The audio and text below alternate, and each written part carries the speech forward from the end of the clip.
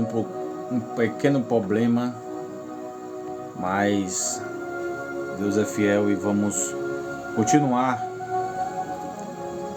a meditação na palavra de Deus. E estava lendo em Marcos capítulo 6 e o verso 45. Estava meditando a respeito de Jesus quando compeliu os seus discípulos para entrar no barco, quando Jesus obrigou os seus discípulos a entrarem no barco, porque Jesus precisava despedir a multidão. E antes de voltar à meditação, eu quero estar agradecendo a Deus por esse privilégio de estar lendo a sua palavra, estar compartilhando a palavra de Deus para outras pessoas. Porque a Bíblia diz que a palavra de Deus, ela é o pão da vida. Ela é o oxigênio da alma. Quantas pessoas estão precisando ouvir a palavra de Deus, a Bíblia Sagrada? Que Deus abençoe cada um que está entrando aí nesse momento, cada um que está precisando ouvir uma palavra de Deus nessa noite. Talvez não teve tempo para ouvir uma palavra de Deus, para ler um versículo da Bíblia Sagrada, mas nesse momento aqui quero compartilhar com todos vocês uma passagem que está no livro de Marcos, capítulo 6 e o verso 45, que diz assim: logo a seguir compeliu Jesus aos seus discípulos a embarcar e passar diante para outro lado, a Betesda, enquanto ele despedia a multidão. Ao cair da tarde, estava o barco no meio do mar, e ele sozinho em terra. E vendo-os em dificuldades a remar, porque o vento lhes era contrário, por volta da quarta vigília da noite. E Jesus veio ter com eles, andando por cima do mar, e queria tomar-lhes a dianteira. A minha tradução diz isso, essa palavra. Mas observe, Jesus estava com seus discípulos, Jesus estava com a multidão. Jesus teve que despedir da multidão, mas primeiro teve que se despedir dos discípulos. O evangelista João, no capítulo 6 e o verso 14, ele diz que a intenção da multidão era de fazer Jesus rei. E os discípulos de Jesus não poderiam estar presentes para não passar por essa tentação. Porque Jesus não queria que os discípulos tivessem essa tentação que a multidão queria colocar em Jesus, tornando Jesus rei. Jesus não quis ser rei, Jesus quis ser servo, quis servir. Jesus quis abençoar, curar, restaurar, batizar, libertar, expulsar os demônios. Jesus quis vir para nos dar vida e vida eterna. Observe que Jesus ele pede os discípulos para entrar no barco. E Jesus ele vai para o monte orar. A Bíblia diz que Jesus ele tinha uma necessidade de orar, de ter intimidade com o Pai Celestial, porque Jesus estava pensando nesse pensamento dos discípulos de não ter o entendimento. Os discípulos não tinham entendimento, nem tinham compaixão para as muitas ovelhas perdidas, as muitas ovelhas sem pastor. Os discípulos eles estavam com o coração, a Bíblia diz que eles estavam com o coração endurecido no verso 52. A Bíblia diz que quando Jesus ele faz o milagre dos pães para alimentar a multidão, esse milagre aos olhos dos discípulos passou rapidamente. Eles não focaram nas maravilhas de Jesus. Eles endureceram o coração. E aí Jesus quer tratar com os discípulos de uma forma especial, ensinando-os a passar por dificuldades, ensinando a passar por agitações da vida. Querido, o cristão nesse mundo, ele é treinado pelo mestre dos mestres, Jesus. É preciso o cristão amadurecer. É preciso o cristão ele passar por agitações da vida. É preciso o cristão ele passar por altos e baixos. O cristão ele não tem uma vida num paraíso. O cristão não tem uma vida de piquenique. O cristão ele é treinado, ele é ensinado pelo mestre Jesus o Nazareno.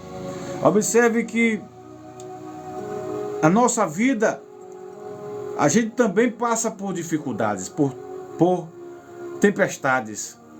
Porque Jesus sabia que a tempestade ia estar presente naquele momento na vida dos discípulos, e porque Jesus permitiu que os discípulos entrassem no barco e fossem para o meio do mar para enfrentar as tempestades. Porque Jesus permitiu que os discípulos eles se frustrassem e eles se preocupassem, e agora vamos morrer. Porque Jesus teve que permitir. Porque Jesus quer nos ensinar algo que a gente precisa aprender. E a gente está acostumado com a bonança. A gente está acostumado com as coisas que vêm, com as coisas boas que chegam na nossa vida. Mas, meu amigo, se nós não obedecemos a Jesus, a gente vai passar por dificuldades. É melhor obedecer ao mestre do que passar por dificuldades. Porque você obedecendo aquele que lhe chamou, você está fazendo a boa coisa, a boa obra. Os nossos caminhos, meus amigos, não estão perdidos diante de Deus. Os nossos caminhos jamais estão escondidos, porque Jesus ele sabe onde a gente está. Jesus ele sabe o local que a gente está. A Bíblia diz que Jesus ele estava em terra. Os discípulos estavam no meio do mar. Mas Jesus ele sentiu e ele socorreu. Ele foi ao encontro. Ele não deixou perecer. Ele não deixou naufragar. A Bíblia diz que Jesus ele vai andando sobre o mar e os discípulos ficam atônitos. Eles ficam atônitos, preocupados. Quem é esse que está vindo sobre o mar? E a Bíblia diz algo tremendo, que quando Jesus entra no barco, ele cessa o vento, ele cessa a tempestade. Meu amigo, às vezes o seu barco pode estar querendo vir a pique. O seu barco pode estar até querendo naufragar. O seu barco pode estar até afundando. Mas eu quero te dizer que Jesus está chegando primeiro, antes de você naufragar. Jesus está chegando primeiro, antes de você pedir socorro. Ele chega primeiro. Quando ele chega, ele estende a mão e cessa o vento e o mar. Acontece bonança. Acontece uma paz inexplicável. Às vezes o seu barco está tão atribulado, tão agitado, e você não tem para onde ir. Você não tem aonde recorrer. Mas eu quero te apresentar nesse momento Jesus, aquele que manda na tempestade, aquele que manda na agitação, aquele que manda no problema, aquele que expulsa qualquer situação que venha te afligir, que venha te escravizar, que venha te prender. Meu amigo, Jesus, ele é lindo quando ele chega. Quando ele chega, nada permanece do mesmo jeito. Algo tem que acontecer. Algo de bom acontece. Então os discípulos estavam voltando, e essa volta para casa estava sendo frustrada. Uma volta turbulenta para casa. Porque eles estavam com os seus corações, com o seu semblante entristecido, porque João Batista foi degolado. E aí Jesus ele acha melhor dar umas férias aos discípulos para descansar, porque a jornada era extensa, o cansaço era imenso, mas precisava, os discípulos ir a um descanso. Mas em meio a essas férias, as férias são interrompidas. As férias são acontecida de uma forma que são pegos de surpresa. A tempestade veio de surpresa. Veio de surpresa. Muitas das vezes, as maiores tempestades que nós podemos enfrentar não são aquelas que acontecem fora de nós, mas são aquelas que acontecem dentro de nós, dentro do nosso coração, dentro da nossa mente. E às vezes ficamos frustrados, às vezes os vendavais vêm e às vezes a gente não consegue focar em Cristo. Não consegue enxergar aquele que vem andando sobre as águas. Não consegue olhar e perceber e ouvir a voz do Mestre. Porque os discípulos andavam com Jesus. Os discípulos sempre estavam com Jesus. Mas Jesus, ele é tão lindo que Jesus, ele não pediu. Jesus, ele não sugeriu uma opção. Jesus, ele disse: vá, me obedeça. E os discípulos, eles obedeceram. A Bíblia diz que os discípulos, eles começam a obedecer. Mas por que Deus permite que sejamos apanhados de surpresa? Por que Deus permite essas situações? Porque somos sacudidos por vendavais maiores do que as nossas forças. Porque Jesus, ele é o maior que as tempestades. Jesus é maior do que os vendavais das nossas vidas. Jesus, ele é maior do que todos os trovões, todos os terremotos, todas as ciladas que acontecem em nossas vidas. E acontece que a obediência sempre nos leva para o jardim de paz. A obediência a Deus sempre nos leva para o jardim de paz, para o jardim de flores, não para a fornalha. Quando nós desobedecemos a Deus, a gente passa por fornalhas, a gente passa por sofrimentos, a gente passa por dores insuportáveis. É mais fácil aceitar a obediência. Porque quando nós aceitamos a obediência, Deus, ele nos livra da tempestade. Observe homens que foram livres das tempestades da vida. Paulo, Davi. Por exemplo, Davi foi ungido rei de Israel em lugar de Saul. Mas a unção estava longe de levar ao palácio. Davi estava longe do palácio. Davi estava nas cavernas. Você sabe disso. Porque o rei Saul queria acabar com Davi. O rei Saul queria destruir Davi. Mas o ungido, Deus escolheu, foi Davi, não foi Saul. Então a perseguição, Saul, ele começou a perseguir Davi por todo Israel. Mas Deus, ele preparava Davi em meio às perseguições. Deus estava preparando Davi em meio às armadilhas de Saul para acabar com Davi. Porque o trono estava pronto para Davi. O trono estava na mão de Davi e no tempo certo iria chegar ao trono. Glória a Deus.